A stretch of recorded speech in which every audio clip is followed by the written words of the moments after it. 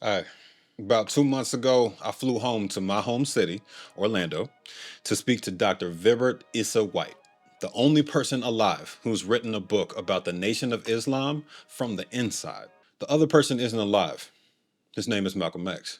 Dr. White helped Spike Lee create Malcolm X's biopic and is currently running as a Florida Republican. The white figures you talked about, that could be called whataboutism, right? Like you're distracting from the topic at hand. You're right. I would have liked to see him announce to the community when he took these wives at that time. Let's talk anti-Semitism. Troublemaker.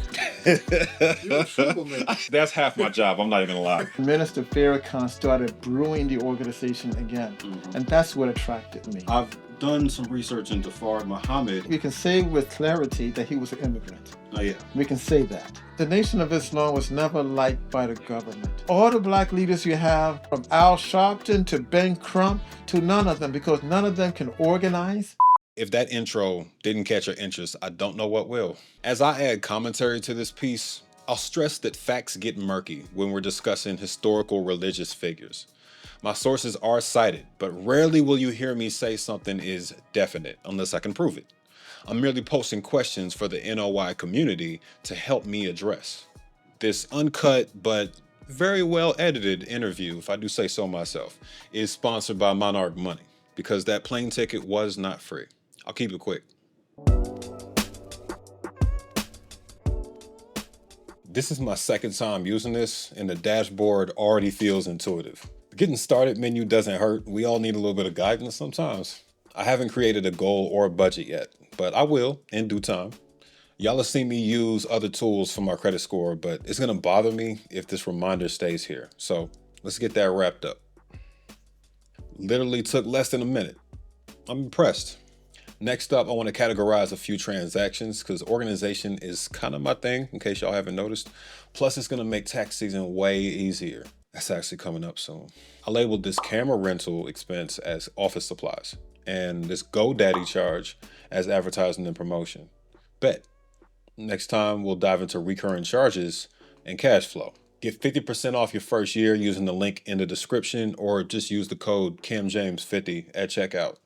Super easy. Dr. White, thanks for joining me. Thank you, sir. Absolutely. It's good to have you. Thanks for taking the time out to talk to me in your busy schedule, busy campaign. Actually, it's my honor. Absolutely. I appreciate you. So I've been on this journey of trying to find out more about these groups that directly impact the Black community. And not only are you an affiliate member, but you've also progressed to running for political office here in Florida. So I want to talk about your journey, but I also have a lot of questions about the nation itself, as we talked about. That's fine. Because me and my audience are very excited to learn more about this organization that has loomed large in Black history as a whole. Yes, 90 years. Absolutely, long time. And so to kick it off, I would like to open with what drew your interest to the nation in the first place, and tell us a little bit about your maturation in the organization. Well, first of all, it's my parents. My father, he's deceased now, but he was a member of the African Methodist Episcopal Church. He is from Costa Rica. My mother, she was born American, but her family was from Haiti. The importance there is that both of my parents attended Marcus Garvey schools. All right. Marcus Garvey is that great Jamaican who developed the Universal Negro Improvement Association. And within that structure, he taught Black nationalism, self-help, self-empowerment, and a unification of the Black world. So therefore, even though I wasn't a member of the Nation of Islam as a young person, my development into Black nationalism, Black help, came from my parents that made it very easy for me to migrate to the Nation of Islam. So therefore, that's what happened. Then later on, as I was learning more and more about Blackness and empowerment and Black Panthers and so forth, it was in college at Bethune-Cookman University in Daytona Beach that I started to get involved with the Nation of Islam. All right? It came by several manners. One, there was a professor by the name of Hakeem Cosby or Hakeem Mohammed who was from Buffalo, New York, sharp brother, cool brother. And he always used to talk about the greatness of Master Farad Muhammad and the Honorable Elijah Muhammad. Then, with that taking place, it was also a time for the rebirth of the skinheads, or what I call white supremacy. Not that it left completely, but it seemed as if there was a dawning during the period that it came back up through something we call the skinheads. So, therefore, at this time, the only group that said and fought against this type of activity was the Nation of Islam. Now, at that time, the Nation of Islam was young. When I mean young, it came about with the rebirth of the nation under Minister Farrakhan. The most honorable Elijah Muhammad had departed. There was 3 years of non-activity that was headed by his son Warren Muhammad. Then Minister Farrakhan started brewing the organization again. And that's what attracted me.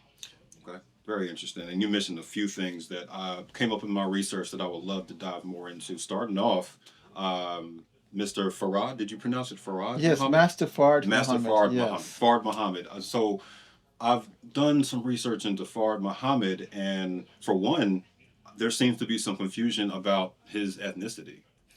What was his ethnicity? Well, first of all, we can say with clarity that he was an immigrant. Oh yeah. We can say that.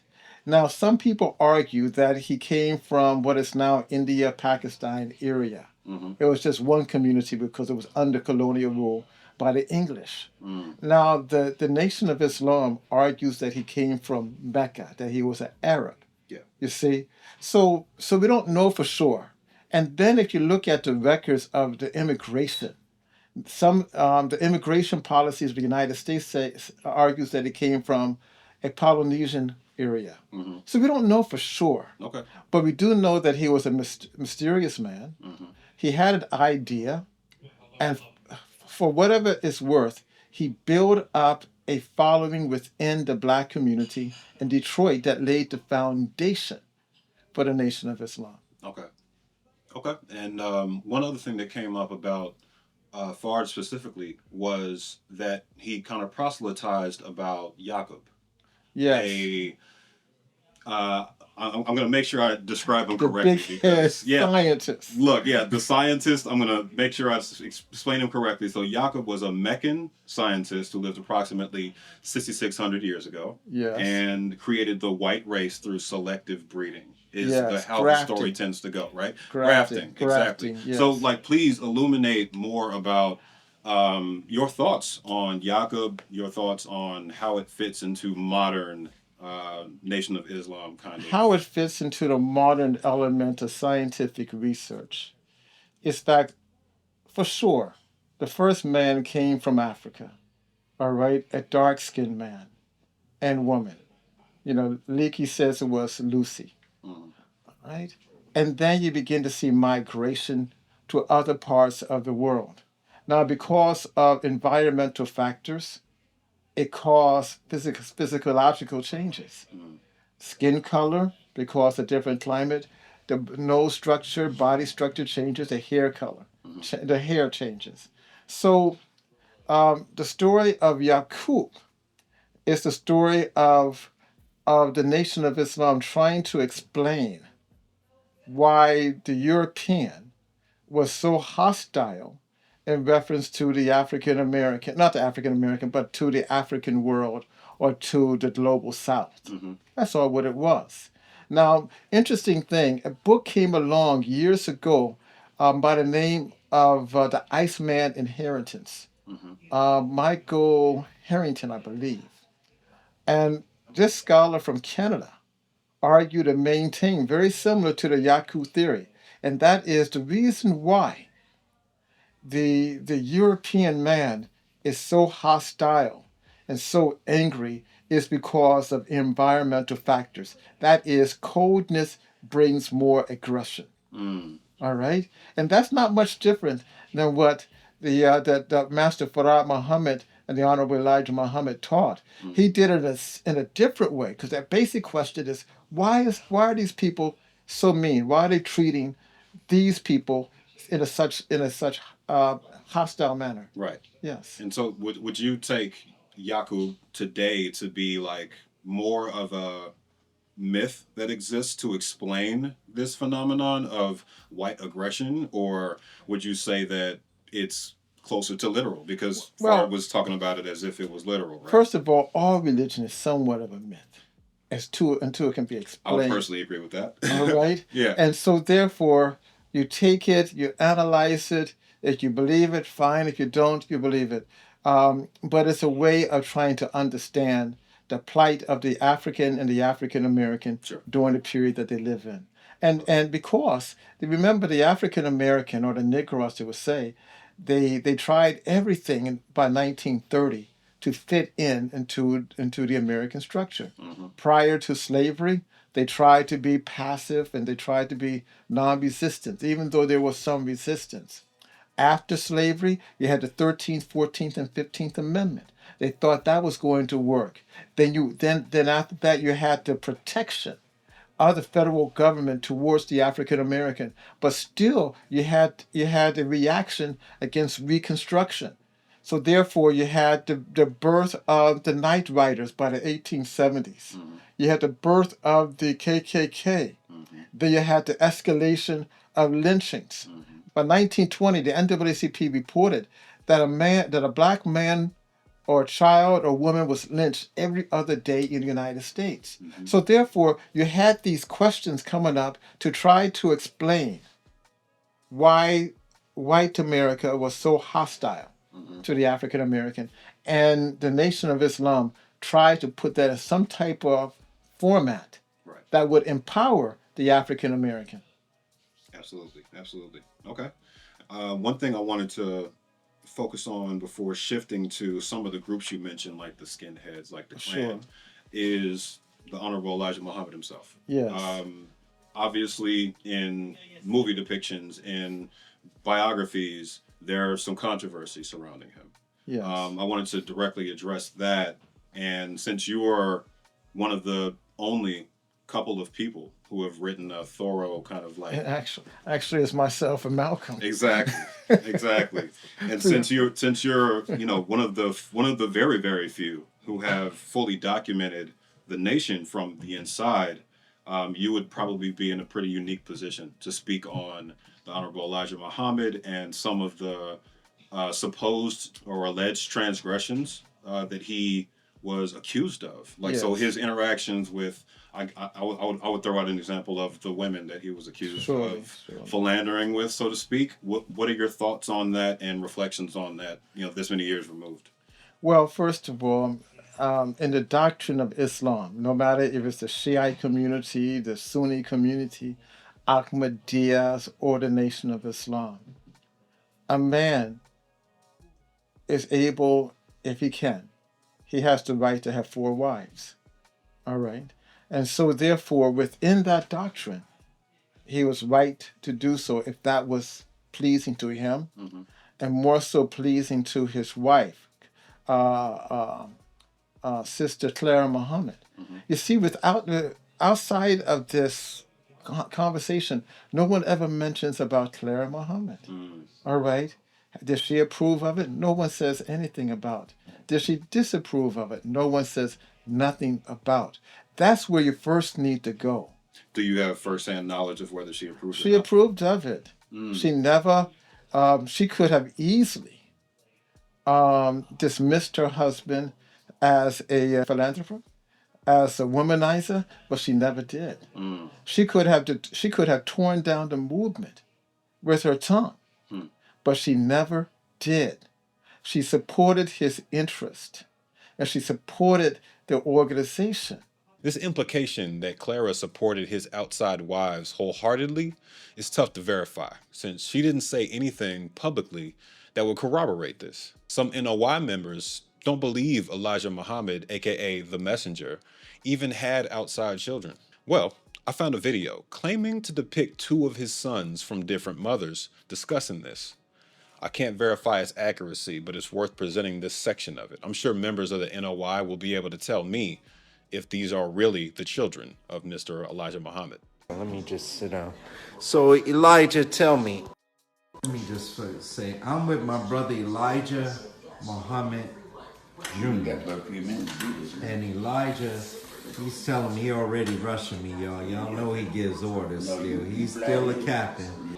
Would you let the world know I am your real brother and Elijah Muhammad is our father? Just for the record, because they claim there's no such public record of the family of Clara Muhammad claiming us as their brother and sister. If the slave master gets rich and richer, he can do better by his servants. So for the record, can you let the world know that our father is the same father?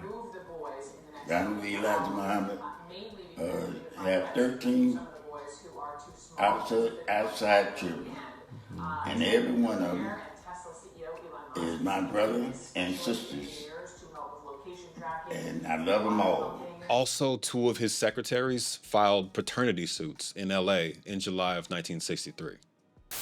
So therefore, if it was okay for her, and she didn't have any problems with it, then who are we to say that he did wrong?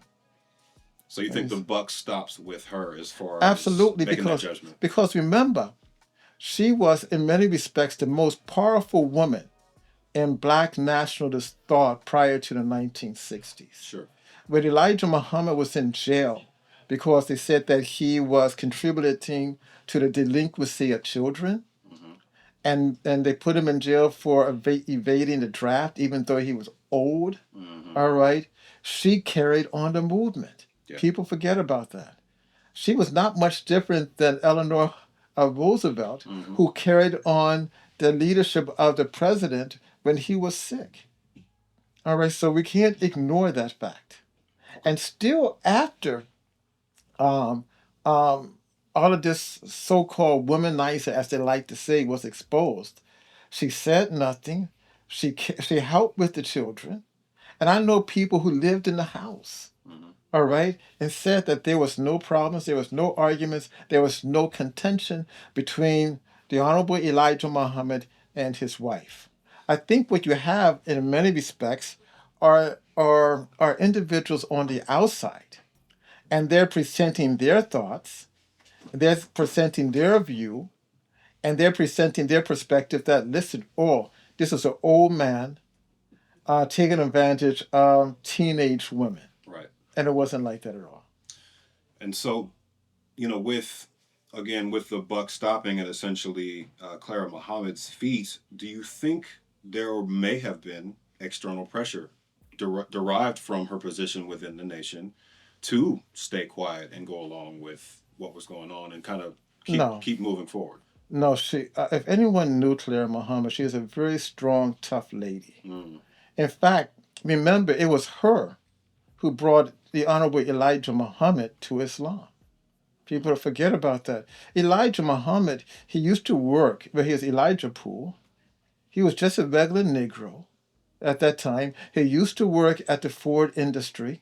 He was an alcoholic, all right? He did a lot of bad things, all right? And she started going to the temple, that's what they called it at the time, and she influenced her husband to change his life around by going to the temple and becoming a member of the Nation of Islam. He was reluctant at first. Yeah. But it's very interesting because it's almost like the story of Khadijah with Prophet Muhammad, peace and blessings upon him. When the angel Gabriel went to him, he was afraid. All right, he ran back and told his wife. And the wife said to the prophet, man up. Go back there and listen to the angel and do what he says. All right? Not much different than the Honorable Elijah Muhammad. Okay. Appreciate you shedding some light on that.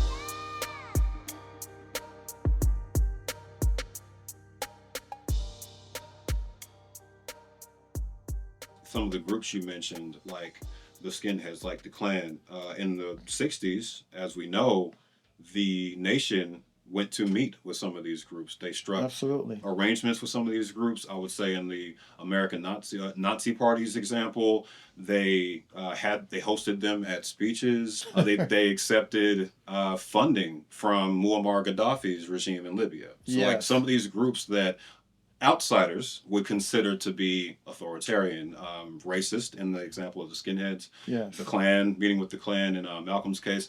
What do you make of these strategic alliances, I guess we would call them, Well, with regards to the nation?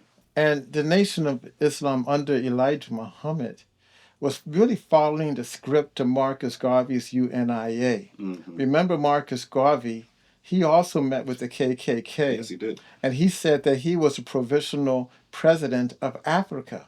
Now, the Honorable Elijah Muhammad says that he is the messenger of God, not the prophet, but the messenger, and he's leading a nation. So therefore, in his perspective, he has the right to negotiate with governments and other people who apparently seem to be different, much like the United States in itself. I mean, President Trump just had the leader of Syria into the United States, and that leader used to be affiliated with Al Qaeda and the Taliban, Yeah. and he was, I think the most wanted is they put a bounty on his head of about $10 million or something like that. Well, the president says I can negotiate with anybody I want as a government. You see, so even though it looked funny and it looked bad, it's understandable. Now with Gaddafi is a man I knew personally. I'm one of the few people in the United States who actually had a chance to sit down with the man on more than one occasion. All right. Now, I have no problems with Gaddafi, and the Honorable Elijah Muhammad didn't either. I mean, Gaddafi first gave the Honorable Elijah Muhammad $5 million to purchase the masjid on Stony Island. All right. And Gaddafi thought that Honorable Elijah Muhammad would push his ideology. Right.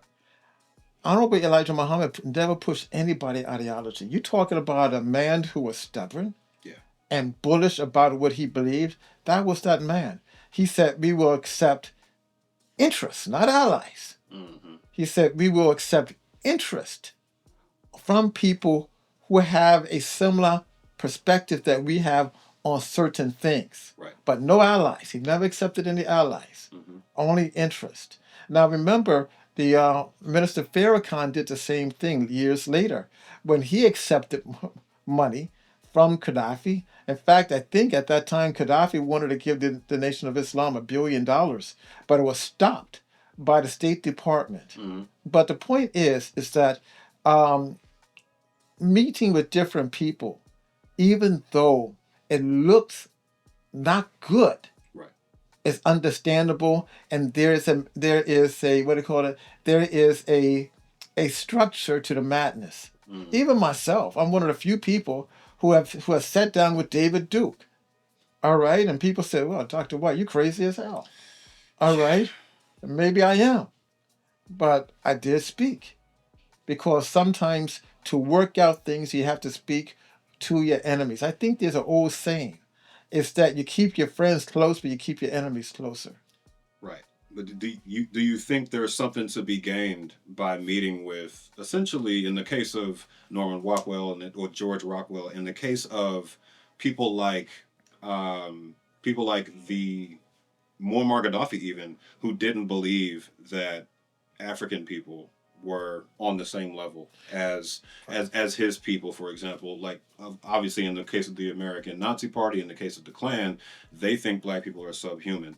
So do you think that there's any benefit to striking bargains? Well, with you're alluding to the book, The Green Book, right? Right. All right. Gaddafi gave me that book personally. Mm-hmm. I read it and I brought it to his attention because within that book, it argues that the African man is tropical, and that the warm weather makes him passive, and that he cannot function in a highly competitive society. I think Gaddafi got it wrong. But overall, I cannot dismiss Gaddafi's role in trying to liberate the African on the continent and his connection to the African and the diaspora. I used to attend his Mataba conferences, all right, where he brought freedom fighters together from all over the world, no matter if they were from Ireland, if they were from the South Pacific, if they were from Brazil, if they were from South Africa. He brought us all together. Then, second, along with that, he gave money to those organizations. Remember, he, not the United States, is the one who financed the ANC along to support Nelson Mandela. It was him and Fidel Castro. It was him who called for a dinar system that would be backed by gold so that Africa could become empowered and unified as the African states of that region. It was him. It was him who called for the development of a satellite system. So yes, while he got it wrong with the whole hit elements of race analysis, I mean, he's not an anthropologist, Right. by no means. He was a political leader who was a military man who was trying to get some things together. So yes, his analysis was absolutely wrong, but his intentions was good.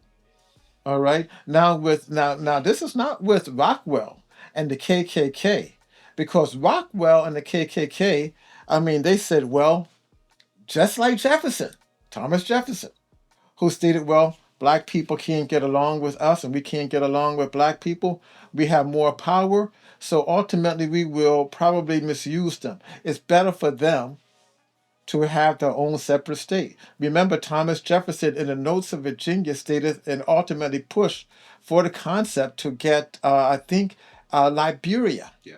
as the place that Africans should migrate, and many did migrate up to the American Colonization Society. Then the KKK, they pushed that idea too, that maybe we should support or at least listen to the ideas of Elijah Muhammad. He wanted a black belt. He wanted a state that was going to be like in Alabama, Mississippi. We call that the black belt at that time. So we look at it and say, oh wow, that guy is crazy. He shouldn't be doing this. But there is a method to the madness. Speaking of methods to the madness, I want to backtrack a little bit into the nation and some of the how and the why the nation composes themselves the way they do. So, like, for example, facial hair, right? Yeah. The sharp dressing, the clean cut look. Why did the nation adopt this practice when traditional Islam actually kind of emphasizes the opposite when it comes to facial hair and it comes to general appearance? What not saying that traditional Islam is not clean cut, but facial hair, things like that. What made the nation adopt the practices and behaviors that they came to adopt? Why so paramilitaristic, so to speak? I like how you say it. Yes, sir. Yeah, we're moving to the fruit of Islam. I know that's a thing too, but let's touch on that. I first of all, in the 1930s, 40s, and 50s, the majority of members of the Nation of Islam did not know anything about the traditional dress of Muslims in the East. Elijah Muhammad was trying to create an environment whereby men would have a conservative look. They would be business-minded, but they would not be looked upon as being so threatening. So this comes from Elijah Muhammad as the source of this kind of doctrine? Right. Absolutely. Okay. Not Fard Muhammad. Okay. It comes from Elijah Muhammad. Okay. I mean, have you ever seen Elijah Muhammad without a suit on? Not once. All right, he always wore a suit. Yeah. The bow ties. Why did he wear the bow ties? The bow ties, he understood that because the Nation of Islam men would be in fights, so he had a bow tie that would just clip off it to get into a fight. Wow. All right, not a long tie that you could hold on to and pound somebody. I didn't know that was the origin. Like that. Yeah. So they look clean cut, they look business. For example, like if you want to get a loan, if you want to do something at a bank, where do you go in? You go in as a suit, Sure. or you're going to go in wearing a kufi and an African and an Arabic look. You're not going to get nowhere. Yeah. All right. and he understood the time that African Americans were living in. Now, his son, Warren D. Muhammad became a black Arab on steroids. I mean, he adopted a whole look, facial hair, the gown, and even changed his name. And he tried to impose a new culture on the African American Muslim. Right. All right, something that he thought that his father should have done. And these are like, because you're touching on the branches off of the original movement that started to develop after the time of Elijah Muhammad. Can you touch a little bit more on how that forked out via the sons and the other people close to the movement? Yes, but I want to go back just 1 second, Feel if free. you allow me to. Yes. So the dress pattern was suits, not wild and loud color suits. Yeah. It was dark suits, brown or black, maybe a dark blue, white ties always, even your underwear. All right. Couldn't have no flowery underwear and some red underwear. They better be boxers or briefs that's white. You know, shoes, dark shoes. Oftentimes the shoes would have the steel-toed shoes. All right, just in case you had to get into some action. Yeah. All right, all of that. 2 handkerchiefs.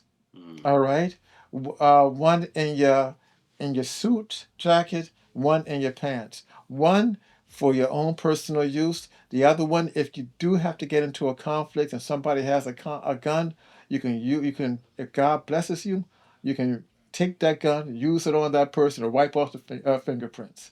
Wow. Everything was for a reason in the Nation of Islam under Elijah Muhammad, because it was a military and a nation. All right. So even the women, the women in the Nation of Islam, they had their garments on, but they wore girdles, they wore slips, and they wore other items just in case they got into a conflict. Because when women fight, they like to strip each other. All right, let's call it for what it is.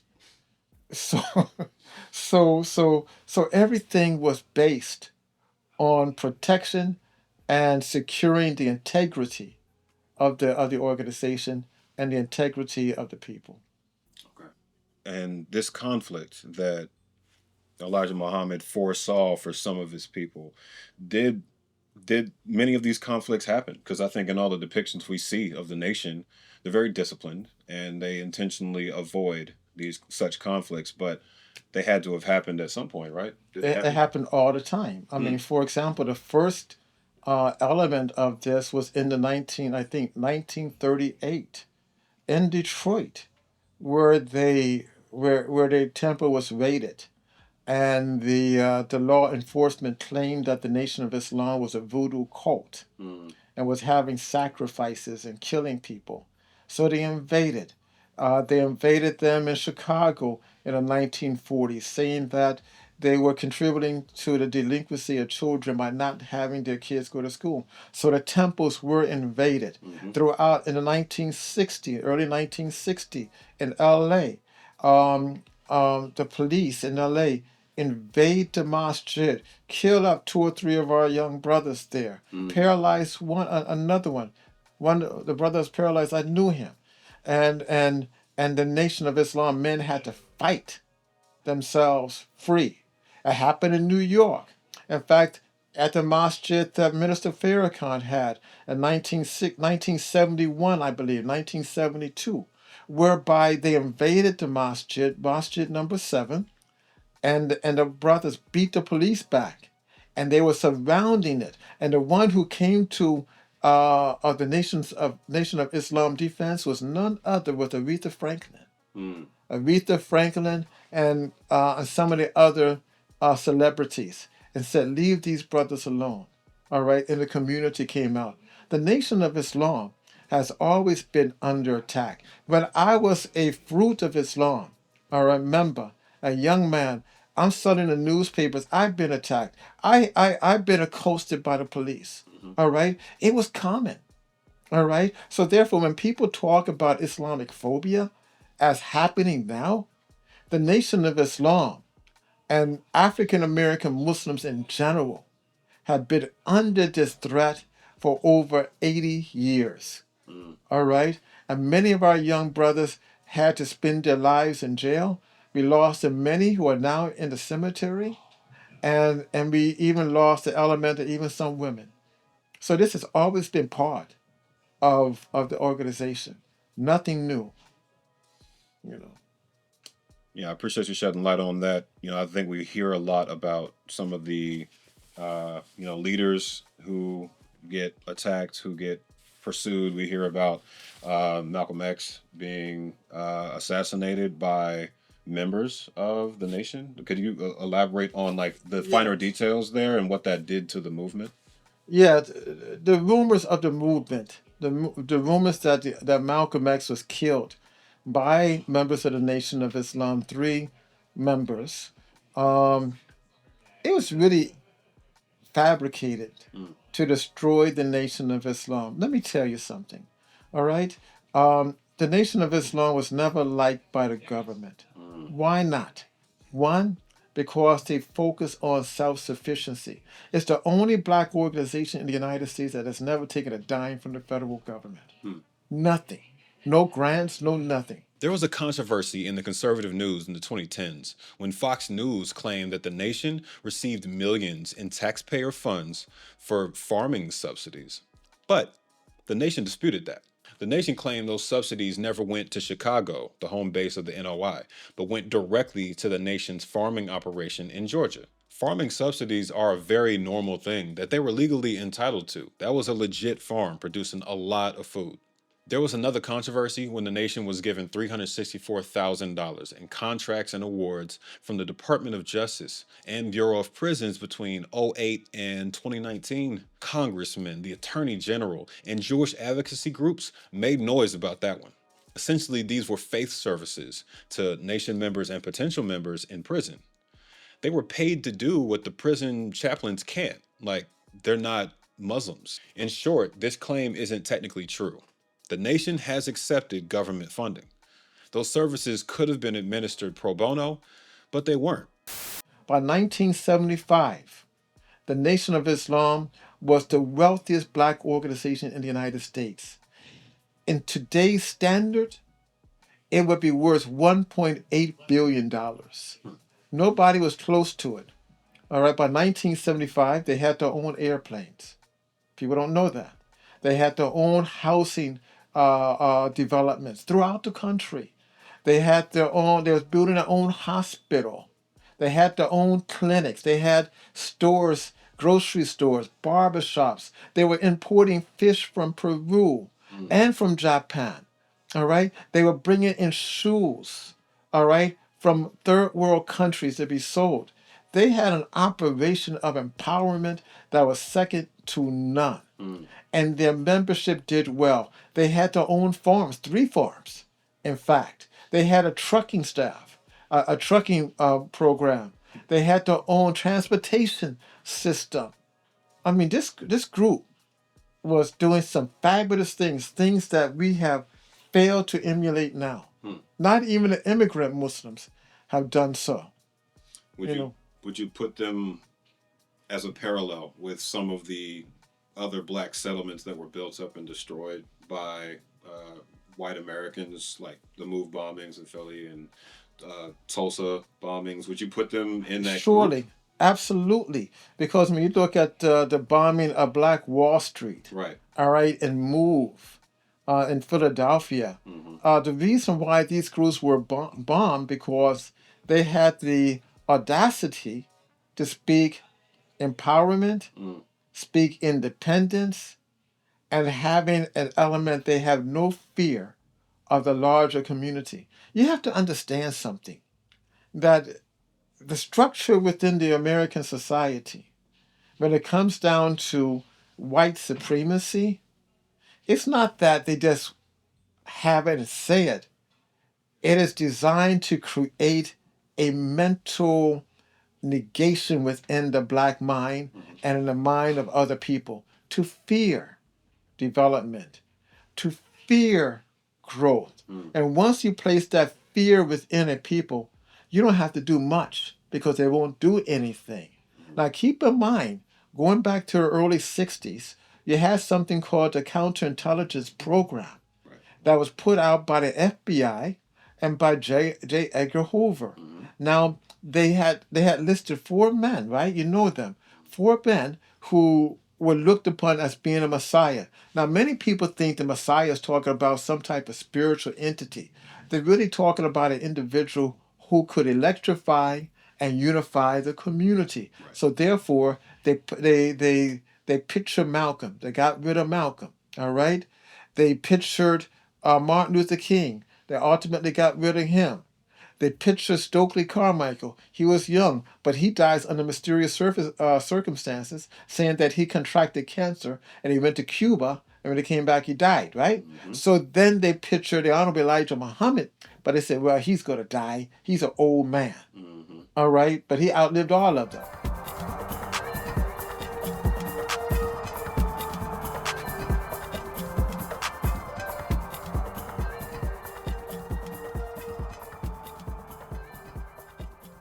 So even now, that same element is to destroy a person who can unify the races and unify the African American community. Right now, you don't have one. All right? Of all the black leaders you have now, not one of them is worth the can of salt. Not one. From Al Sharpton to Ben Crump to none of them, because none of them can organize, none of them have built an institution, and none of them can be free to develop things on their own. All right? You have Mr. Al Sharpton. He gets federal money. Ben Crump has become a glorified ambulance chaser. All right? The other people out there of the NAACP, they so mixed up with their transgender ideology in the black community, they're not even good for themselves. Quick note on this phrase, transgender ideology. I'm going to push back on the nation's views on the queer community later in this video, but for now, I wanted to make my position clear. And I sent this to Dr. White before releasing it, so fall back. Being a transgender person is not an ideology, it's an identity. The difference between these 2 words is important because ideology is used to make it seem like it's a problematic idea that can just be dismissed or corrected. I don't know if y'all know any trans people, but I've spoken to them, and they find that concept to be very offensive. I don't think cisgendered people, like me, would react well to being labeled an ideology. For those who would push back against that, claiming cisgendered people, like me, are born this way, I'd argue that transgender people were too. This applies to the rest of the spectrum too. Gay people didn't get to choose who they felt attraction to. Considering how much vitriol they have to face after coming out, why do you think they would choose to have their families disown them or choose to deal with your hate comments forever? Think about it. The Black Caucus, the Congressional Black Caucus, that's a sham. So there has not been a leader. All right, the only one that's out there is Louis Farrakhan, and he's 92 years old. You know, he can't live forever. Right. So there's no one out there, and that's how they want it. They don't want anyone to create a disturbance. Now let's get back to Malcolm again. So now with Malcolm, now people don't realize that, but he was killed at the Audubon Ballroom. I've taught about it. That was taped. All right, you had the boss unit of New York Police Department. They had taped the whole program. All right, and it's on audio as well. That's very interesting. Then, not long ago, there was a brother who was part of the unit. He had moved and retired in Tampa. I forgot the name of his book, but he wrote about it, how that it was a setup and design to kill the man and to blame it on people within the Nation of Islam. All right? Now, 2 things has taken place. They thought that the 2 groups will ultimately kill each other. Now, interesting thing. Black people, for the most part, never attack anybody else. They don't attack Indians. They don't attack Arabs, and they surely don't attack whites. But they attack each other. All right? And they thought that these 2 groups would be so upset and mad that they was going to knock off each other. But it didn't happen. You see? And even the whole element with women, with the Honorable Elijah Muhammad, it's designed, right? It's designed to get people so upset within the black community. Look at that man. He's nothing but a womanizer. He's a cheat. He's impregnating these women. What type of God-fearing man is that? That's what it's designed for. To question him, all right? And to question his legitimacy. And I'm going to tell you how it's not working. Martin Luther King. Martin Luther King had a love child, all right? And Martin Luther King, he liked ladies, all right? Ralph Abernathy, he liked ladies. Jesse had a child too. He liked ladies. But that same type of scrutiny was not done to these men as it was done to the Honorable Elijah Muhammad. Well, I think in my recollection of the scandal surrounding Martin Luther King specifically, I think that made some pretty significant waves in the black community. As for the others, I think I'd agree with you that they didn't receive that kind of scrutiny. What I would draw attention to, in the case of going back to religions essentially being largely myths to a degree, designed to either control, designed to proselytize and lift people up and get them organized. Whatever a religion is deigned to do, I think if we establish that at least a section of it is a myth, right? Couldn't we say that these myths are constructed by men largely? And if that's the case, then the kind of criticism from the outside looking into Elijah Muhammad's actions regarding these women, would you say that they're just judging the man based on how society tends to work, and they're seeing through the veil of essentially a religious leader hiding behind the religion to do things that men have done since forever, right? Like men have always built constructs like cults, right, to allow them to eventually access multiple women. What credence would you give that theory that religion is an excuse at times for men to abuse women, for men to use women? Is there any possibility that that's played a part Sure, there's here? possibilities. I mean, I would be stupid not to say that there aren't any possibilities. Is that the case with the Honorable Elijah Muhammad? Is that the case with the prophets in the Bible and the Quran and the Torah? I mean, we had men in those great books who had cheated on their wives, that had multiple wives. Solomon was looked upon as God's best friend. I mean, and if there was a Mac Daddy in the play, that was Solomon. For sure. You see? For sure. So the question is really, should the discretions of a man be utilized to destroy and to characterize his movement? I mean, for example, again, when we speak of the greatness of John Kennedy, do we speak about him and his brother Robert probably having trains on Marilyn Monroe and everybody else? When we speak of FDR, do we speak of his mistress? When we speak of Bill Clinton, of course we speak of the lady who gave him Lewinsky. He also had cases whereby he was having sex in his limousine. All right, I mean, Bill Clinton, he would chase a dog if a dog had a skirt on, or wore a skirt. Do we talk about those people? How about Ted Kennedy?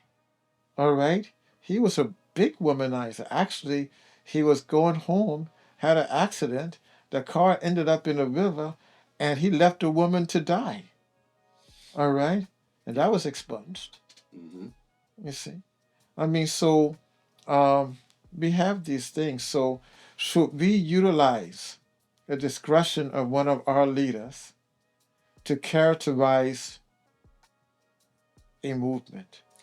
I think that's a good question, and I think one thing that brings to mind is if your movement is kind of formed around this person. Like, Ah. with Malcolm consistently saying the Honorable Elijah Muhammad says this, the Honorable Elijah Muhammad says this. When your movement is built around that person and kind of lifts them up to a semi deity in a way, like a prophet, right? Mm-hmm. Does that change the character of whether the movement should be held responsible for that person's actions? Because, alluding to the white figures you talked about, that could be called whataboutism, right? Like you're distracting from the topic at hand. Someone could say you're distracting from the topic at hand when you jump to these people. One could just say they're all guilty, and all Yeah. of them should be pinned to the wall. So, like, what's your thoughts on, that angle of it? You're right. All right. I can't disagree with you because when you uh, put someone on a pedestal, and even though no one is perfect, but they characterize themselves as a messenger, surely people will look at them in a different light. Sure. And also, generally, against, in reference to Muslims in the Nation of Islam. I mean, as a Muslim, I've been a Muslim for over 40 years or so. Right. And so, if I do something wrong, and I've heard people, I made mistakes, Mm-hmm. and people say, and he's supposed to be a Muslim. Mm. You don't get that so much. That's unfair. Like That's unfair. people but make mistakes. Like yeah. But again, when you're a leader of any group,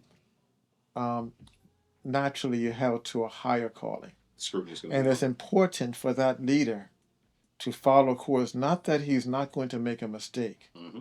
If it was me, the only thing I see in reference to the Honorable Elijah Muhammad, I would have liked to see him announce to the community when he took these wives at that time. Mm. So All right, more transparency. more transparency. These are the wives.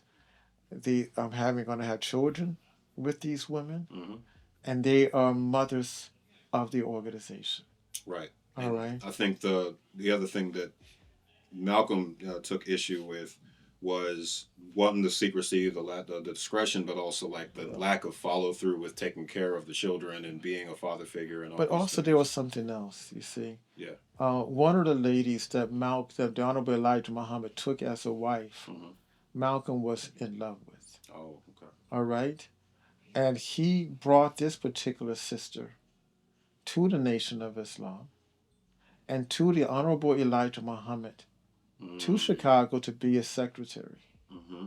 All right, and he did not realize that this woman was going to be ultimately a wife of the Honorable Elijah Muhammad. Mm. So therefore, what you have a man jealousy thing going on, a man who was hurt. Mm-hmm. And when people are hurt emotionally, no telling what may happen. Fair. Right? So that's what happened with that. Because the other women, the Honorable Brother Malcolm X, he knew about these things. Mm-hmm. All right? He knew about this before Warrentin Muhammad, all right, the son. And that's another story here. Mm-hmm. All right, because when Warrentin brought it to Malcolm X, and Malcolm already knew, he was trying to negate his father as being a leader. Right. This is where I have problems with Warrentin Muhammad. If he was a man, an alpha man, he would have said up front, I'm the minister of Mosque number Philadelphia, number 12. This is what my father's doing. I don't like it. Just put it out there. Right. All right? Or talk to the father. But he did the punk thing. He waited for Malcolm to say something. Mm. And he pushed Malcolm. And check this out. When Malcolm was assassinated, where was Warrentin Muhammad? He was back at Savior's Day professing the divinity of his father. Mm. All right? He was a chump. That's what we call that in the street. All right? Well, I know something about the streets. All right? There's a code of ethics in the streets. For sure. And he didn't follow it. And if he wasn't the messenger's son, somebody would have dealt with him in the streets. Let's talk anti-Semitism. Okay. Because, according to my research, the Honorable Elijah Muhammad spread theories that Jewish people helped fund the transatlantic slave trade, as an example. And theories such as this about the Jewish people have propagated throughout the movement over the years. And I wanted to get your thoughts on where the nation stands with regard to Jewish people, the credence in some of these theories, and also kind of branch out into other groups that um, tend to get oppressed within the Black community. You mentioned transgender people, so I want to touch on the queer community. I want to touch on women.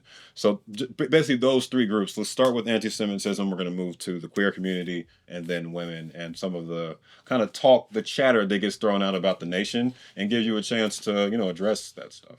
You remind me of this movie, The Django. Django. And Django. Love and it. The star called his wife or the girlfriend troublemaker. You're a troublemaker. That's half my job. I'm not even gonna lie, but I try to be transparent in my troublemaking and ask good questions. I think the questions are legitimate. Thank you. All right. It is true that there were members of the Jewish community that was involved in the slave trade. I mean, many of them lived on the Iberian Peninsula. All right. Portugal and Spain. There were a number of Jews that was involved there. Some of them at the lower end as being navigators and shipbuilders, and then later on as investors. Others were involved in purchasing slaves outright and building plantations. In reality, the Honorable Elijah Muhammad didn't spend a whole lot of time with anti-Semitism. Mm-hmm. If you look at his books, Message to the Black Man, Our Savior Has Arrived, The Time Has Come, and so forth, he focused on the general issue of white supremacy and racism. And he also focused on Christianity as being a religion that has brainwashed the African American community. He did not spend a whole lot of time on the Jewish question. All right? The person who did that, that's Louis Farrakhan. Right. All right? He spent time on that question. Not Elijah Muhammad. Okay, and I appreciate the correction. And what lengths did the Honorable Louis Farrakhan go to with regard to the relationship between the nation and Jewish people, and what character did that take? Basically, it comes out of the Jesse Jackson presidential run the first time. And it comes from one statement, and that is Jesse Jackson was speaking, giving an interview, and he referred to New York as Hymietown, right?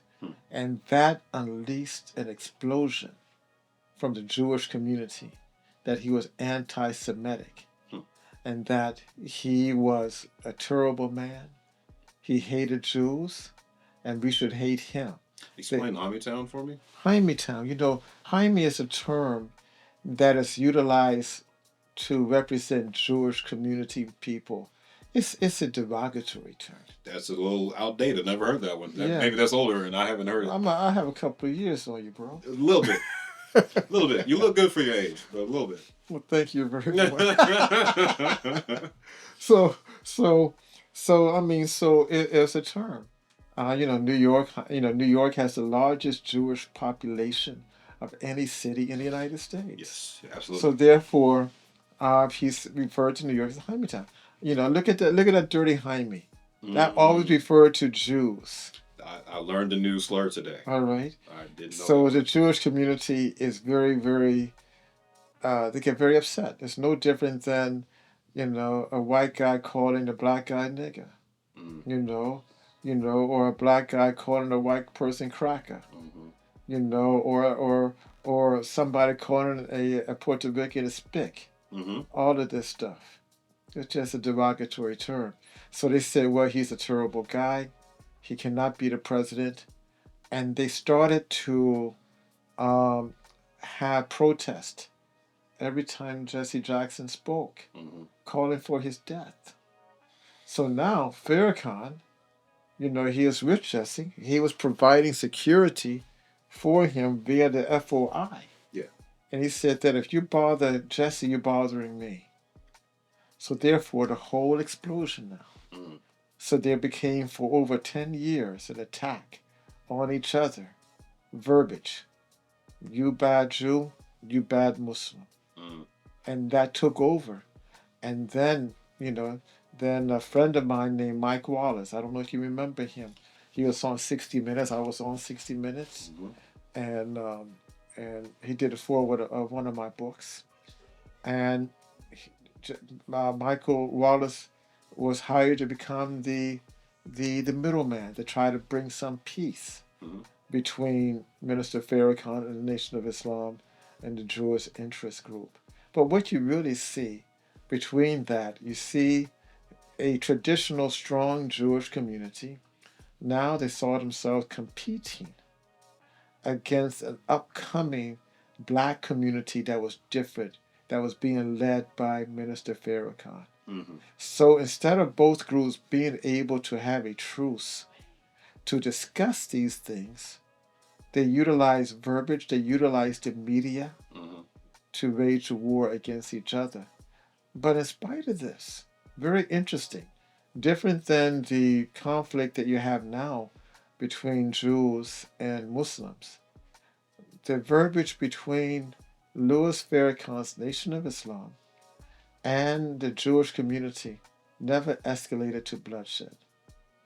Right. That's something that needs to be looked at. Yeah. And it never escalated to one group damaging the property of another group. Sure. It was a case where the leaders are flexing. One time I was in Senegal, and two brothers who were about to fight. One was from Senegal, he spoke French. The other one was from the United States. They were flexing. But no one threw blows. That's discipline. Yeah. Yeah. Because in spite of all of that, both of them saw that there was a bigger issue. And that issue was the strength, the unification, and the pillar of what is an American. That is, you can have differences, but it doesn't always come to bloodshed. Absolutely, as it should be. Appreciate that. And so the other two groups I mentioned, you mentioned transgender people and yes. the queer community, and then I want to talk about women after that, and then we're going to move to kind of modern day, your journey to where you are now and your ideals for your hopefully future constituents. So we'll start with the queer community, the nation's stance, and even moving to your personal stance and how it's evolved over time. Well, the Nation of Islam has never been supportive of homosexuality or lesbianism or transgender. Yeah. We were always a program that pushed an alpha man perspective. We're strong. We're going to protect our family. We're going to provide for our family. And we will fight for our community. So there's no room for homosexuality within the Nation of Islam. And if you act like that, if you come in, they expect you to change. If you do not change, then you will be given your walking papers. All right? There's no room for that. So the things you listed, strength and family and defending, can those not exist within the queer community? Because, one could argue that they could. I don't think so. Not from my perspective. How so? My perspective is that a man is credited for his masculinity as a provider, as a fighter, as a strength. He is also credited for the development of a family. All right? When we get married, it's to procreate. Right. All right? Two men cannot do that, nor two women can do that. Right. All right? So that's a reality. Then the politically of it is that we have seen throughout Black America, and now it's also taking place with white America, all right, whereby there is a systematic castration of men. So therefore, if a man is strong, he is somehow misogynist. If a man speaks out against a woman because of her views, he is a bully and he's anti-feminist. If a man says that I am the head of the family, then something's wrong with him. You see? And we see a number of white men who are being attacked because they trying to express strong manhood. Going to Trump, all right, you can say all what you may like about him in the negative, but one of the reasons why he is attractive to white men and even black men is because he shows masculinity. And He by shows masculinity, strength. you mean the display of external strength. Yes, I mean, what is a man? He says what I believe. I don't care what you think. I'm saying it. All right? What is a man? Yes, I respect women and I respect the strength of women, but in my household, a man is going to be a leader. In that community, a man is going to be a leader. In fact, there was a book by E. Franklin Fraser called The Negro Family. Mm-hmm. And it came out in the late 1940s. And he stated that if you want to destroy the black community and the black family, destroy and castrate the male. Mm-hmm. All right? Then you had Patrick Moynihan, who was a senator in New York, came out with the Negro Family Report. It said the same thing. Then if you want to go into slavery, one of the things that they did to our men is that they did something called buck breaking, whereby if you were a strong black man, you would sacrifice him in front of the community so the community cannot see his strength again. And if you notice anything, going to the Jewish community again, when a black man, a leader, like what's the brother's name out of Philadelphia, who was a professor, he's now on Al Jazeera. I can't remember his name. He said "river to the sea." We'll put him on screen. I can't remember, but when they cited him as a anti-Semite, the first thing he came up and said, "I'm sorry, I did not know and I didn't understand." When the celebrity named Ye, when he Kanye West. yes said this, he came back a few weeks ago and said, "I'm sorry, I did not understand." All of that is castration. All right? They're castrating you in front of your people. So now, if you try to be a leader again, no one takes you seriously. So I'll go back to the reference to Trump because I talk about Trump a lot. I bet you do. Yeah.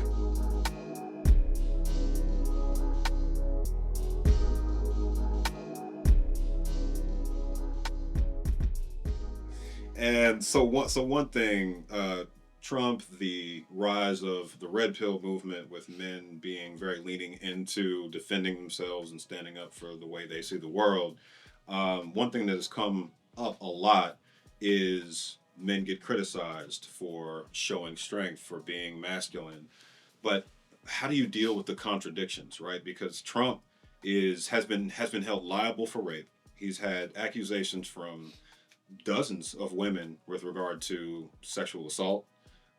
He openly disrespects women on a regular basis via his via his rhetoric and several of his statements, several of his actions even. How do you deal with the contradictions between the things he does and the public actions that he's displayed and this idea that he represents some kind of paragon of masculinity? Like, where on the spectrum do you place masculinity? Does it have to be the furthest extremes like somebody like Trump? Or are you more shooting for somewhere in the middle? I don't agree with all the things he says and how he says them. Mm-hmm. But everything he says, for the most part, resonates with the American male. Mm. All right? I mean, men in locker rooms, man, that's one fine system. You know, I mean, I want some of it. I've been in some locker rooms. All right. I can attest. All right. You go to a club. Man, you saw her. Most men can relate with that because he is saying that you don't have to shut up and you don't have to hide your feelings. Sure. All right? The whole element about grabbing the woman's genitals and all of that. That is wrong. He shouldn't have said that.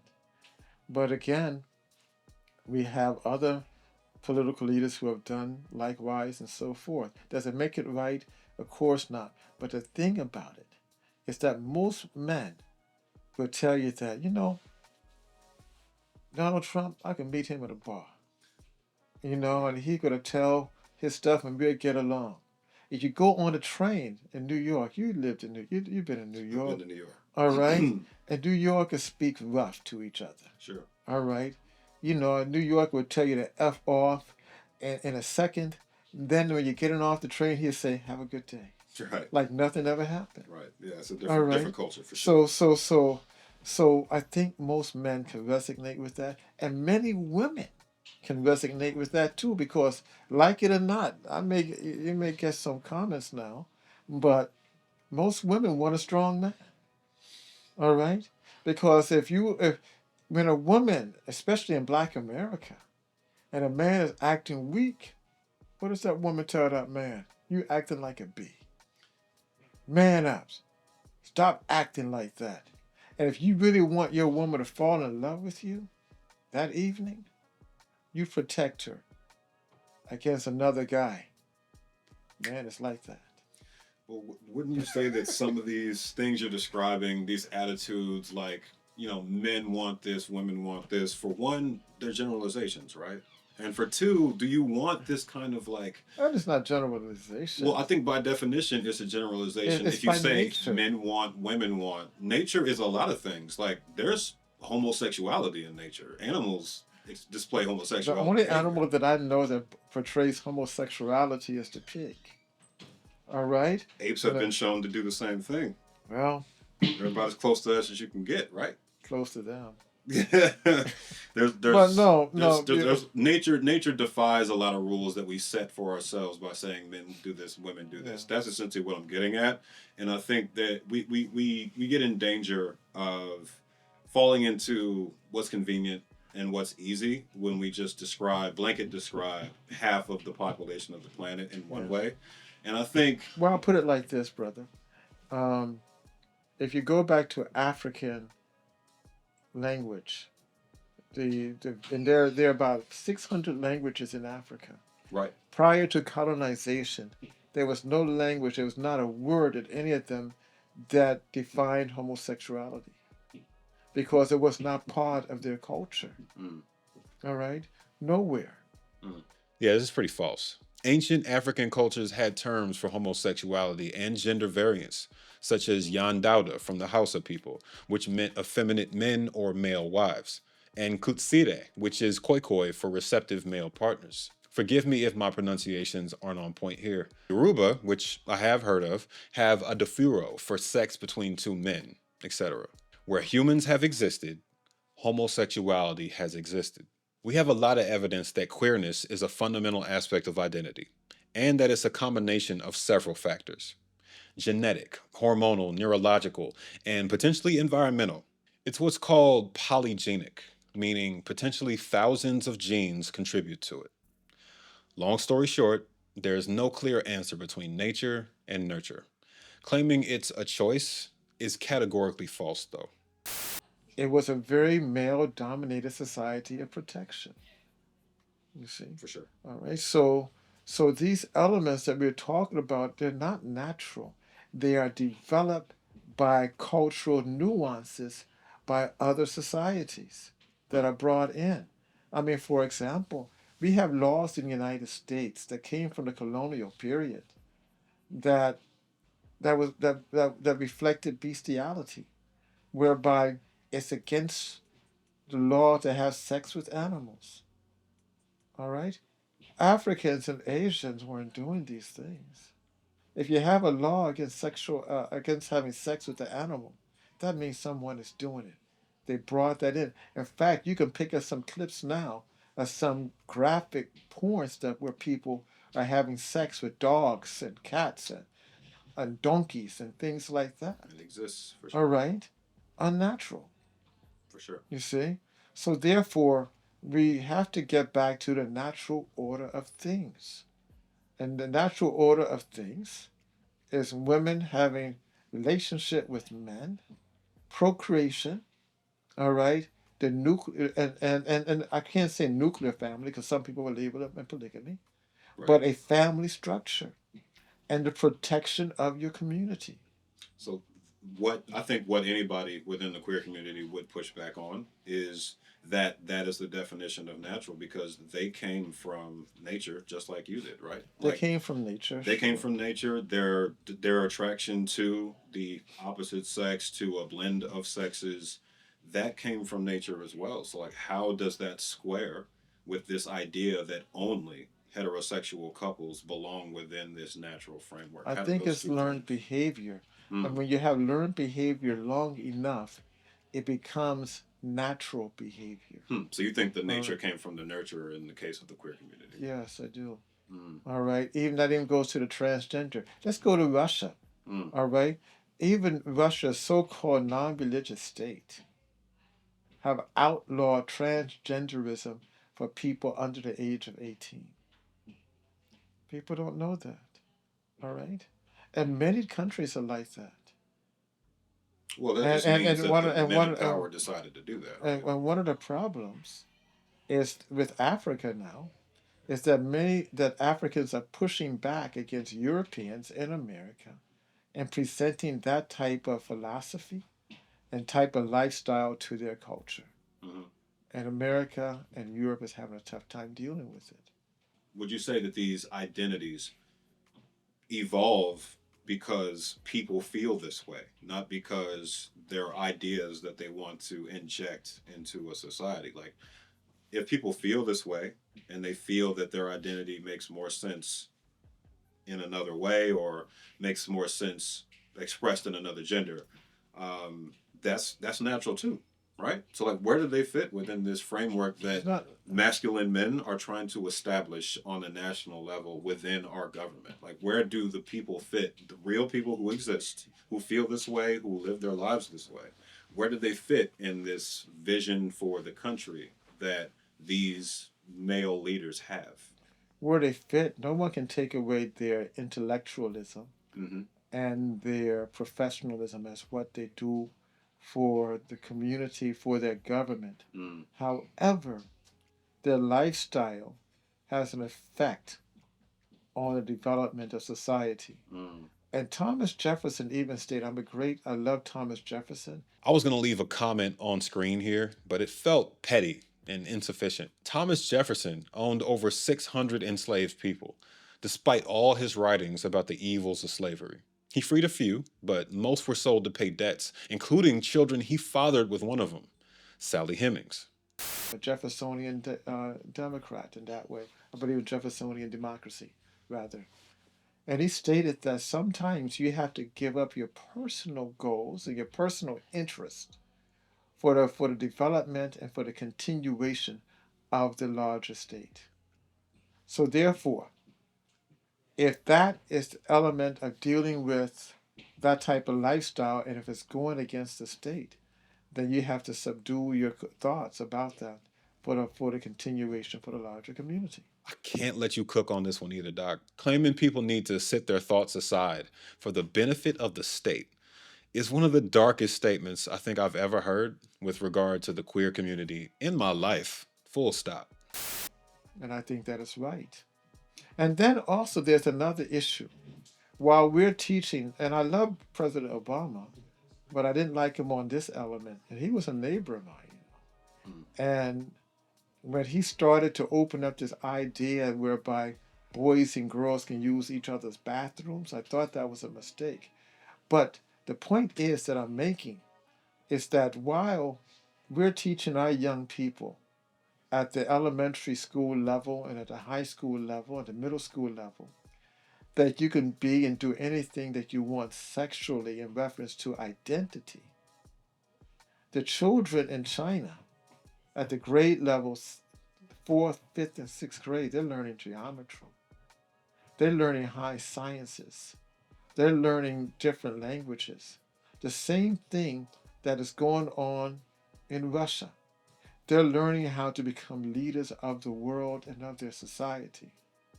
So we're teaching something that is what I think is nonsense. Mm-hmm.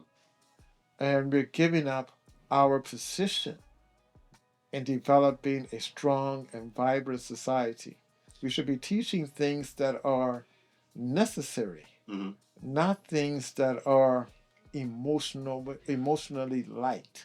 So you think these two ideas are mutually exclusive? Like you can't learn about gender identity and math and science and advanced history and things like that? Like, because sex ed is just one class, right? So like those two things can't coexist. It's not learning about them, but what happens oftentimes is that you have teachers teaching a ideology, not teaching an element of learning. Anytime you have teachers having the rainbow flag on their desk, wearing rainbow things in their clothing, and they're teaching sexuality, they're teaching an ideology. That is like me. I believe in black nationalism in some ways. Now, if I always is wearing a red, black, and green shirt or a sweater, what am I doing it for? What am I portraying? If it's just colors, nothing. But it's not just But colors. when you move it to what you're teaching, that's a different thing. And Absolutely. I think we'd have to draw a line between displaying something rainbow oriented or a flag and actually teaching that to kids. I think that, in my opinion, lacks evidence. I haven't seen a lot of examples of teachers teaching gender identity and things like that, and teaching what their personal sexual attraction is. And I think there's a little bit of a boogeyman being evolved here. At the university where I taught at, and I was the head of the public history department and the head of the history department, there were many professors who taught ideology, and their attitude was very, very curt and hatred towards men. That created an attitude that they would say things that the problem of the society is all white men are bad. The problem of the society is that men are homophobic, and that men are don't have no concept of liberalism when it comes down to sexuality. All these negative things, I had dealt with that. You know, I didn't cause a ruckus. I smiled. I said, okay, fine. All right. But it is taught that, and they do display it. We have to have a balance. And there's nothing wrong with teaching to illustrate that men are the leaders and the protectors of society. I mean, my song, James Brown, it's a man's world. Right. Beautiful song. I would say most of James Brown's songs are beautiful. Oh yeah, you know, when I used to box, I used to come into the song. I used to box and come into the ring with the song Payback. You didn't know I used to box, did you? I did not know that. Yeah, I was a very good boxer. Boxed under the Don King label as a sparring partner. Okay. Yeah. Yeah. I think what external people who are watching this, what they're going to take issue with is the constant propagation of it being a man's world coming from men. Like, we're the most physically dominant, we're aggressive on the whole in comparison to women historically. Like, we've used our strength to, in many cases, oppress women and oppress men and oppress children. And so coming from us, it doesn't ring as very honest for us to say that this is how it's supposed to be when we've written every holy book. We've constructed every religion around us. Like, do you not see that from the outside looking in? Or, like, have you ever considered that angle to the discussion? Right? It's always men saying this. And we tend to dominate with physical violence. You're right about that, because there were many, many great women in the Bible.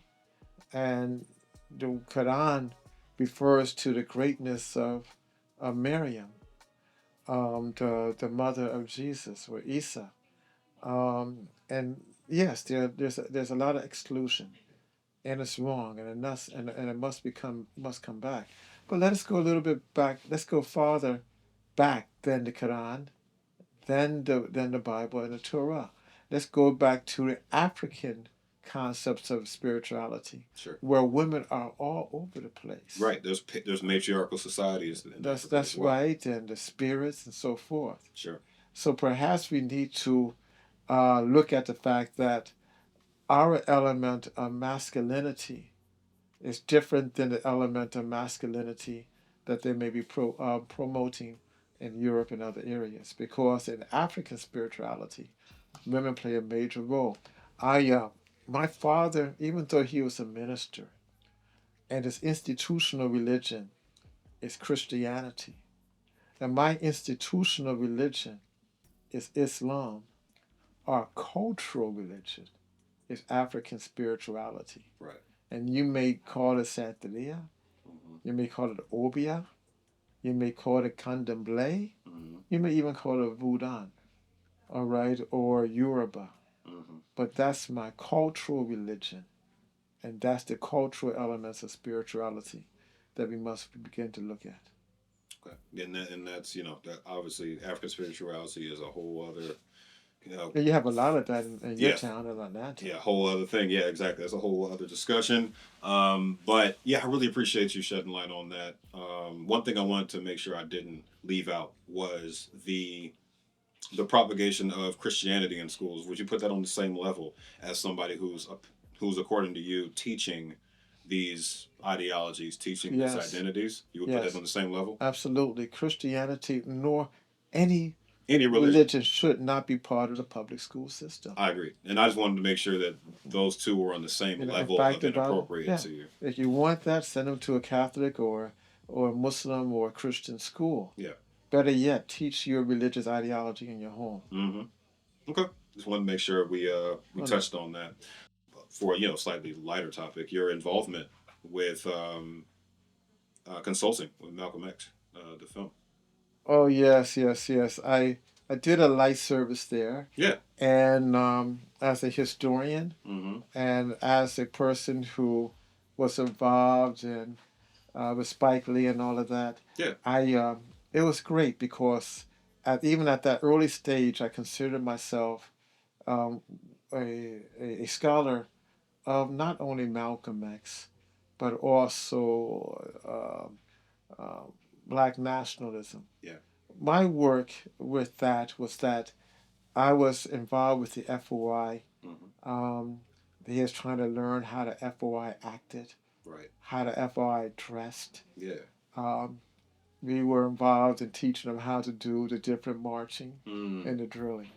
Okay. Yes. That's awesome. And the FOI is probably the most mysterious part of the Nation of Islam because, at one time, the Nation of Islam had something like 70,000 FOI. I did not know there were ever that numerous. Oh, yeah. That's crazy. And that's what made it scary because it was very organized. Yeah. And Malcolm understood, and Farrakhan understands this, and the Honorable Elijah Muhammad knew that if they had made one move, one order, it could be ruckus in this country. 100%. Yeah, which is what made them dangerous, but they never did to everybody else, and that's what made them scary to everybody else. But the discipline was. Here's one thing that Minister Farrakhan has a house in Hyde Park, Chicago, and so the FOI is always surrounding his home. Down the street is Obama's home in Hyde Park, and they had the Secret Service. Yeah, and the Secret Service wanted the FOI to move from the street because they wanted to block it off. And the FOI said no. There was a standoff. I'm sure. Yeah. All right. And the FOI did not back down.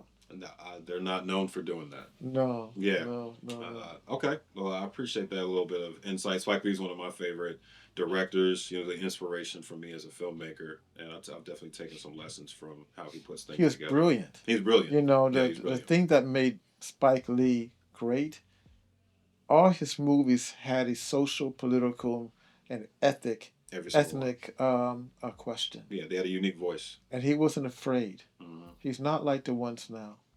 And I pray that, obviously he's a mentor of yours, so you're following that cloth.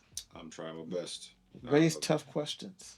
Yeah, always. That's what many. The first major movie that really dealt with questions like this was Sweetback Badass Song. Yeah. That people forget about. Absolutely, absolutely. Yeah, he's challenged me a lot through his work, and it makes me want to be a more truthful filmmaker, honest filmmaker, and ask questions through the work. So, yeah, I want to move into modern day for you Okay. as you start to pursue this political campaign. First off, state, county, district. What are you running for? Like, Okay. run me down the credentials. Like, what's Well, going on? I'm a candidate for the United States Congress, District 10, and that is Orange County, Florida. That Orange County, the city there is Orlando. Yeah. It is a major race. It's on the I-4 corridor, Mm-hmm. and that's very significant. Who controls the I-4 corridor controls not only the state, but has a major voice in Congress. Mm-hmm. And so I'm running for that seat. The problem that we have, from my perspective, is that the American people voice is not being made known. We have charlatans in Congress who are aligned to major PACs, who are aligned to philanthropists, who are aligned to the party as opposed to the people. For example, in our district, we had 25,000 people who are homeless. All right? We have 8 million in the United States. And here's something for you. The majority of the people who are homeless now are black people over the age of 60. All right? Nothing is being said about that. How about employment? Mm-hmm. The highest demographic of employed people are black men. All right? So typically, when you see a black man who has something, a little bit of something, he got it from the military. That's by design. Mm. Nothing is happening unless he's an athlete or a singer or something. But for the most part, nothing is happening for these black men. So they go into the military to gain something. And the sad thing about that is that right now the United States, like always, is always perched for another war. Mm. We're on the neck of Venezuela. We're on the verge of going into Nigeria. Yeah. Israel is pushing the United States for another attack, and on Iran. All right, we're still giving more and more billions of dollars to the Ukraine, and now we have soldiers in NATO in that area. Yeah. And guess what? The majority of them are black men and poor white men. Mm-hmm. All right, so something is wrong with this, and I'm the only one who speaks out about this issue. Mm. All right, what else? As I mentioned earlier, we had the Congressional Black Caucus. All of them are on the payroll of APAC and the Jewish community. Not that the Jewish community is inherently wrong, but they're doing their bidding, Mm. or as opposed to the bidding of their own community. Here's something for you again, and you can check it with the congressman, or the congressperson in your area. And that is, ask the question, how many bills have you written that has gotten out of committee? And it is astronomically, it is just weak, very little. All right? I don't know of any in the Congressional Caucus that can point to the fact in the last 3 years that any bill they have written has made it out of committee to be implemented as a law. Nothing. Mm. So they're there. So we need real leadership that's going to do something. And that's what I bring. I was on 3 White House commissions, Republican and Democrats. Mm-hmm. I aided the governors of Ohio, Illinois, and Georgia. Again, Republicans and Democrats. Mm-hmm. I have a consistent track record. As a black man running, I'm for reparations. For reparations. These other people, Crockett and the others, they're still talking about studying.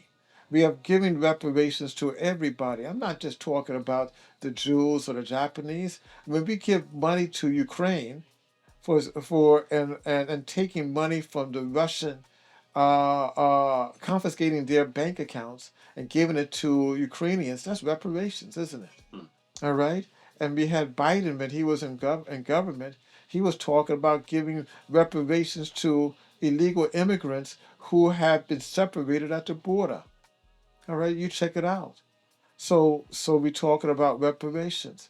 They say, well, we can't give reparations to African Americans. Why not? We don't have the money. Well, guess what? We have 900 military bases throughout the country, throughout the world. You can extract some of that money to put into something else. So, am I to take from that as someone who's running for a Republican position, you're advocating for decreasing our investment in defense and funneling some of that towards reparations? Absolutely. We don't need, I mean, we don't need any more bases. For what? Some would agree. Yeah. I would say almost the only ones who don't agree are the ones who are making money. And a lot of us are making money from it. A lot of Americans, a lot of America as a structure, right? Our government makes money from holding a gun to the world's head via these and it's not working any longer. I mean, today, the President Trump just confiscated a ship from Venezuela, all right, an oil tanker. A few months earlier, it was a plane. Yeah. He is unwise. He is nothing. He is doing no more than creating a conflict, and we cannot win conflicts constantly. Right. We haven't won any conflicts. It's been a while. All right. So why do it? We have to live in a society of civility. All right, not in a society that is based on hegemony, American hegemony. I will beat you down. Right. All right. The world is different now. Right. The Cold War is over, and I'm the only one in this country at any level who is consistently speaking like this. And that is why they're trying to silence me. All right. Some people try to use the Muslim card against me. All right. Because they understand that if my voice and our movement, and it is a movement, resonates, it would change the total fabric of this. So the race is tough. You know that Florida, just to get on the ballot, I have to spend almost $12,000. Wow. The highest of any state. Wow. All right. And to compete, I had to raise at least $2.5 million. That sounds about right. All right. This is done deliberately to keep the people's voice from being heard. But by the grace of God and young people like yourself, we're going to get through. I appreciate that, and for adding clarity to your drive, your purpose here. Why? I have to ask, as a black man and somebody who has witnessed the rise of modern republicanism and conservatism, why the Republican Party?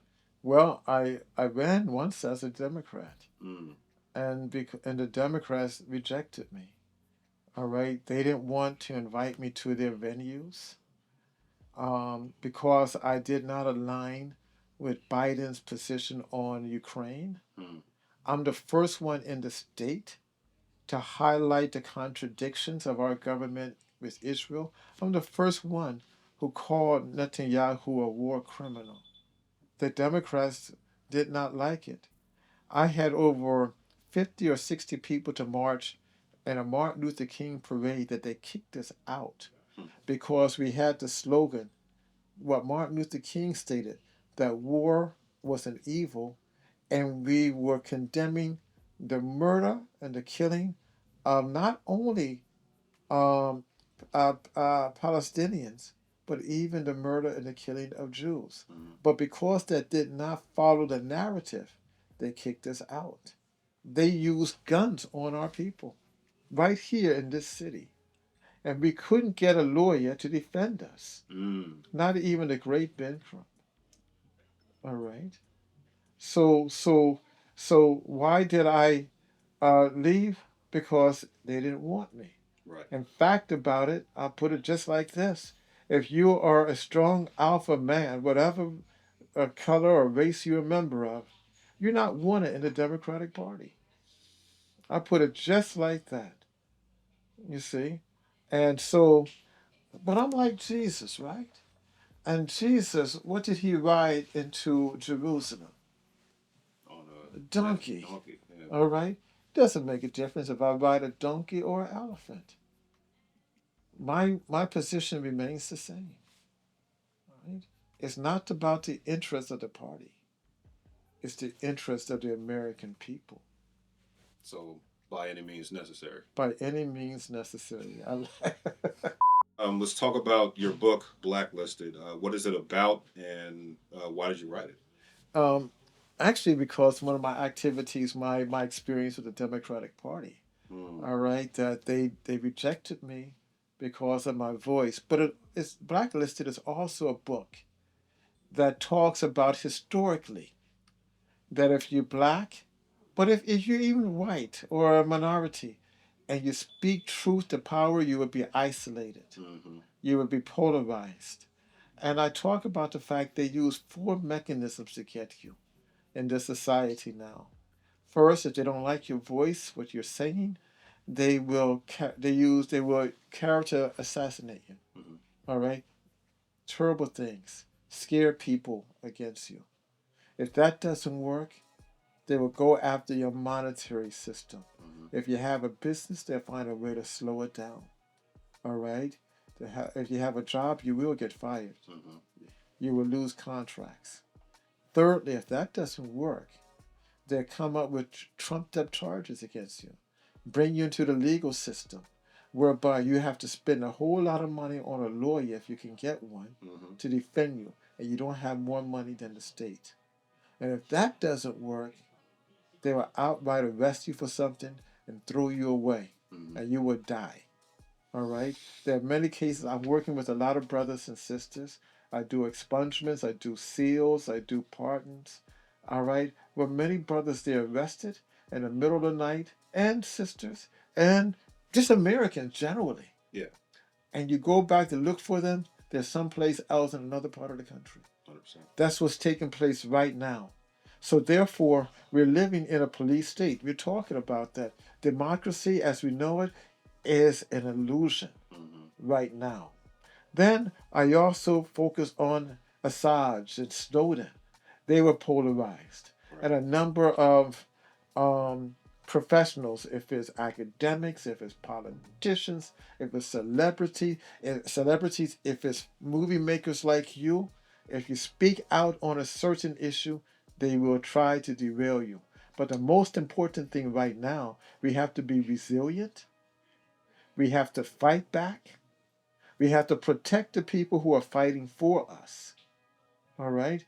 The days are over whereby something happens to a freedom fighter and you say, wow, that's a shame that happened. If you see that freedom fighter doing something for you and protecting your interests, it is for you to protect them. Going back to the Jewish community, that's one thing I admire. You don't know their leaders because they protect their leaders. All right?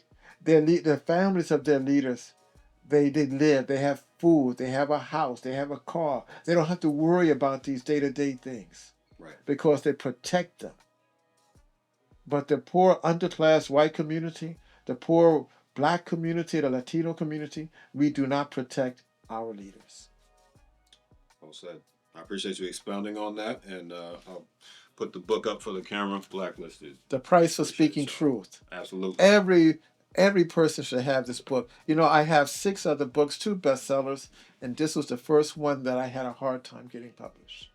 I definitely understand, and I can definitely relate, as a YouTuber, putting out pieces that illuminate corners of the black community and black organizations that don't usually get talked about.